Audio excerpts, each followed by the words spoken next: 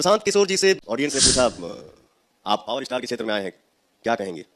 तो उनके मुंह से जो वर्ड निकला ना, वो मुझे अच्छा नहीं लगा। पवन सिंह का क्षेत्र है, पवन सिंह का भी ज्वाइन कराने के किसका क्षेत्र है? पवन सिंह किसी नेता का बपौती नहीं है। पवन सिंह के खिलाफ बयान देना जनसुराज के संस्थापक प्रशांत किशोर को इतना भारी पड़ने वाला है जिसका अनुमान प्रशांत किशोर ने कभी नहीं लगाया होगा। और ये नुकसान पवन सिंह के वजह से ही प्रशांत किशोर को झेलना पड़ेगा।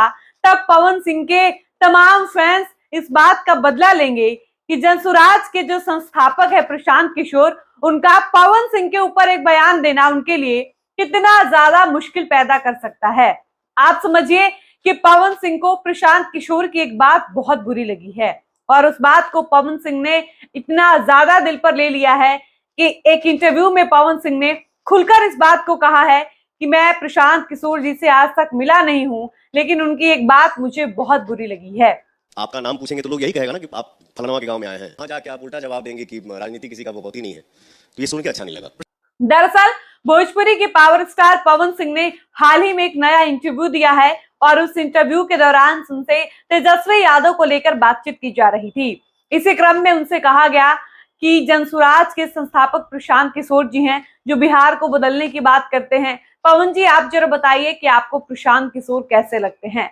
इसके जवाब में पवन सिंह ने कहा कि देखिए, प्रशांत जी से मैं आज तक मिला नहीं हूं, लेकिन उनकी एक बात मुझे बेहद बुरी लगी है।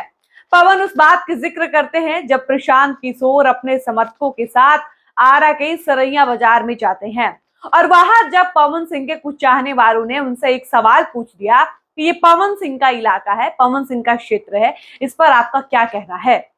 इसके जवाब में प्रशांत किशोर ने कहा था कि देखिए, इलाका किसी के बाप का नहीं होता, कोई भी क्षेत्र किसी का बपौती नहीं होता है, ये बिहार का क्षेत्र है, ये पूरा बिहार है, ये हम सबका है, इसलिए आप ऐसा मत कहिए कि ये पवन सिंह का क्षेत्र है। अब प्रशांत किशोर का ये कहना पवन सिंह को इतना ज्यादा बुरा लग जाता है, पवन इस स्टेटमेंट को इतना दिल पर ले लेते हैं कि वो इंटरव्यू में भी इस बात के जिक्र करते हैं कि प्रशांत किशोर जी को ऐसे नहीं बोलना चाहिए था, मुझे उनके इस बात का बेहद बुरा लगा है। पवन सिंह उस इंटरव्यू में कहते भी हैं कि आप किसी भी क्षेत्र में जाइएगा तो वहां के जो स्थानीय लोग हैं वो कहीं ना कहीं आपको इसी तरह से परिचय कराते हैं कि ये फलाने आदमी का गांव है, ये फलाने आदमी का क्षेत्र है। ऐसे में अगर कुछ लोगों ने प्रशांत किशोर जी से इस बात को कहा भी कि ये पवन सिंह का एरिया है या पावर स्टार का क्षेत्र है, तो उनको इस सवाल के जवाब में इस तरीके की बातें नहीं करनी चाहिए थी। और चूंकि मैंने सुना कि उन्होंने कहा कि क्षेत्र किसी का बपौती नहीं है, तो मुझे बहुत ज्यादा बुरा लगा। अब आप समझिए कि प्रशांत किशोर तो ये कहकर निकल जाते हैं कि यह क्षेत्र पवन सिंह का बपौती नहीं है, लेकिन इसका परिणाम कितना भयावह होगा ये कल्पना में भी कभी प्रशांत किशोर ने नहीं सोचा होगा। ये ठीक वैसा ही होने वाला है जैसा लोकसभा चुनाव के समय हुआ था। आरके सिंह, उन्होंने पवन सिंह के खिलाफ एक बयान दिया था और उस बयान का नतीजा यह हुआ था कि आरके सिंह आरा से चुनाव हार जाते हैं। इसके अलावा आरके सिंह का पवन सिंह के ऊपर बयान देना इस तरह से भाजपा को नुकसान पहुंचाता है कि कई सारे कह सकते हैं कि लोकसभा क्षेत्र के सांसद जो पिछले 2-3 बारों से जीतते आ रहे थे वो सब हार जाते हैं और इस तरह से भाजपा 4-5 सीटें सिर्फ पवन सिंह की वजह से गंवा देता है। एक एग्जाम्पल आप उपेंद्र कुशवाहा का देख लीजिए। चुनाव के वक्त उपेंद्र कुशवाहा ने पवन सिंह के ऊपर कई तरह की टिप्पणी की थी। पवन सिंह को लेकर उल्टा सीधा बयान उनके तरफ से आ रहा था, जिसका परिणाम यह हुआ कि पवन सिंह जीते या ना जीते, लेकिन वो उपेंद्र कुशवाहा को नहीं जीतने दिए। खुद पवन सिंह तो हारते ही हैं, उपेंद्र कुशवाहा को भी ले डूबते हैं।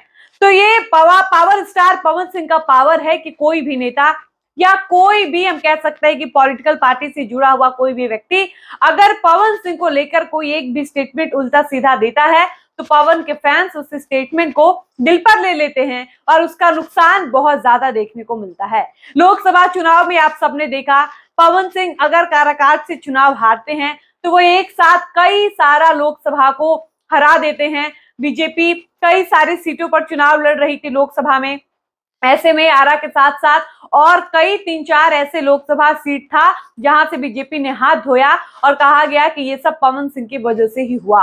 अगर पवन सिंह काराकाट से चुनाव जीत जाते तो निश्चित रूप से इन 4-5 सीटों का कह सकते हैं कि इन सीटों पर जो लोग लड़ रहे थे वो भी जीत जाते, लेकिन चूंकि पवन सिंह हारे तो वो अपने साथ आसपास के 4-5 ऐसे लोकसभा सीट को ले डूबे, जिसमें एक नाम आरा का था, दूसरा बक्सर का था, इसके अलावा एक सासाराम सीट की भी चर्चा थी और ऐसे 2-4 और सीट थे जो पवन सिंह की वजह से प्रभावित हुए थे। और ऐसे में जनसुराज के संस्थापक सूत्रधार प्रशांत किशोर आरा के सरैया बाजार में जाकर पवन सिंह के प्रशंसकों के बीच भोजपुरी के पावर स्टार पवन सिंह को लेकर जो बयान देते हैं, जो स्टेटमेंट देते हैं, उस स्टेटमेंट का नतीजा उनको बहुत जल्द भुगतना पड़ेगा।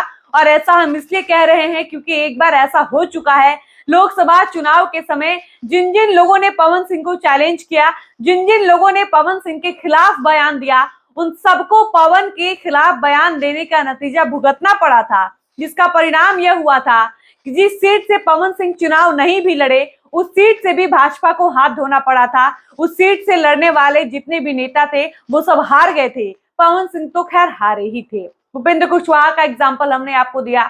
उपेंद्र कुशवाहा ने पवन सिंह को लेकर यह भी कहा कि नचनिया बजनिया हैं, आपके स्टार्स, आप स्टार्स हैं, आपके फॉलोअर्स हो सकते हैं, आपके चाहने वाले हो सकते हैं, लेकिन उस भीड़ को वोटर में तब्दील करना ये बहुत बड़ी बात हो जाएगी। और पवन सिंह जैसे अचनिया बजनिया को क्या ही कहना है। यानी उपेंद्र कुशवाहा ने भी पवन सिंह को लेकर एक खराब बयान दिया था, उनके खिलाफ बयानबाजी की थी, जिसका परिणाम ये हुआ कि उपेंद्र कुशवाहा को भी हराकर पवन सिंह दूसरे नंबर पर थे, लेकिन उपेंद्र कुशवाहा पवन सिंह से नीचे आ जाते हैं, वो तीसरे नंबर पर रहते हैं। तो एक बात तो आपको साफ तौर पर समझ में आ जानी चाहिए कि जो लोग भी पवन सिंह से पंगा लेते हैं उनको ऐसा करने का नुकसान भारी उठाना पड़ता है। और पवन सिंह के समर्थक अपने स्टार के खिलाफ एक बात भी नहीं सुन सकते हैं, उसके बाद परिणाम कितना गंदा होगा ये उनके प्रशंसक ही दिखा देते हैं। हालांकि पवन सिंह इसमें कुछ भी नहीं करते हैं, पवन सिंह को इन सब चीजों से कोई खास मतलब नहीं होता है, लेकिन पवन के जो डाई हार्ट फैन हैं, जो पवन सिंह को बहुत ज्यादा चाहते हैं, उनसे प्यार करते हैं, उनको कहीं ना कहीं प्रशांत किशोर के इस बयान का बुरा लगा। और आप समझिए कि जब पवन सिंह को व्यक्तिगत रूप से उनके इस स्टेटमेंट का बुरा लगा है तो पवन सिंह के फैंस को कितना ज्यादा बुरा लगा होगा। और 2025 चल रहा है, बिहार में विधानसभा का चुनाव है और प्रशांत किशोर अपनी पूरी दमखम लगा रहे हैं, तैयारी कर रहे हैं, लोगों से जनसंपर्क कर रहे हैं, लोगों से बातचीत कर रहे हैं, पूरा अपना 100% दे रहे हैं कि कैसे भी इस बार के विधानसभा चुनाव में वो एकदम से जीत जाए, वो कई सीटें निकाल लें। लेकिन जिस तरह से उन्होंने पवन सिंह के खिलाफ बयान दिया है, पवन के प्रशंसकों को उन्होंने दुखी किया है, वो भी आरा के सरैया बाजार में जाकर, पवन सिंह के क्षेत्र में जाकर, इसका खामियाजा प्रशांत किशोर को भुगतना पड़ेगा। और इस बार के विधानसभा चुनाव में आप सबको परिणाम भी देखने को मिलेगा कि प्रशांत किशोर ने पवन सिंह के ऊपर बयानबाजी करके कितनी बड़ी गलती की है। आप समझिए कि पवन सिंह इस बात को कहने में तनिक भी नहीं सकुचाते हैं, वो ये भी नहीं सोचते हैं कि पवन सिंह का ये इंटरव्यू, ये स्टेटमेंट इस कदर वायरल होगा कि कहीं ना कहीं घूम फिर कर ये प्रशांत किशोर के पास पहुंचेगा ही पहुंचेगा। आप समझिए कि जब प्रशांत किशोर का दिया हुआ बयान पवन सिंह के पास पहुंच सकता है तो क्या पवन सिंह जो स्टेटमेंट दे रहे हैं उससे प्रशांत किशोर वंचित रह पाएंगे? और प्रशांत किशोर ने पवन सिंह के ऊपर जो बयान दिया, इसका परिणाम भी बिहार के विधानसभा चुनाव में देखने को मिलेगा।